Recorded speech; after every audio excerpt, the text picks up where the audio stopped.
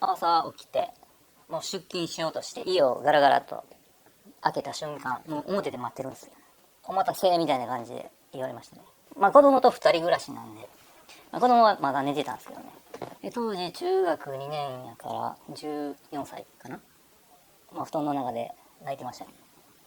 1時間半、2時間ぐらいかかったかな。まあ僕ら一般の組合員やからね、大したもんというか、なんもないんやけど、嫌がらせみたいな感じでいじくり回されたというか、そんなんはありましたね。あの時は確か入っていったはずですね。ガサもやってるはずです。でもずっと布団かぶってたけどね。最初ガサに来て、ガサの時に、まあ、子供どうするか。ガサの時に来た刑事が長くなるからもう施設に放り込むぞみたいなそういう話を聞こえるようにね。息子の中学に逮捕されたことを言うぞとか。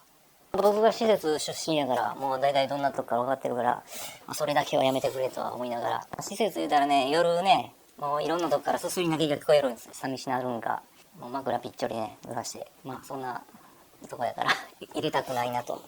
最初はまあ組合を辞めるように説得されるような話が多かったですけどね。組合入ってなかったら在宅起訴で済んでたんやみたいなことは言われました。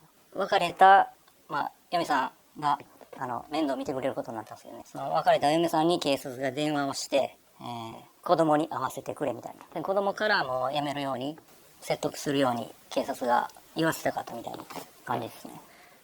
まあ、会社がもうここの組合と関わりたくないみたいな感じで、もしも組合員として会社に残るんやったらもう首切ると、だからもう組合を辞めろって言われたんです。その時に辞めましたけどね。もう組合入ってた時よりもかなり悪くはなりましたね、条件は。ボーナスねもう下げられたし、労働時間もだいぶ長なったし、ボーナスやったら40% ぐらい下がったのかな。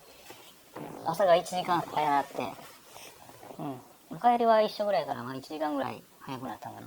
出勤時間が朝早いんですよ。戻りたいですね。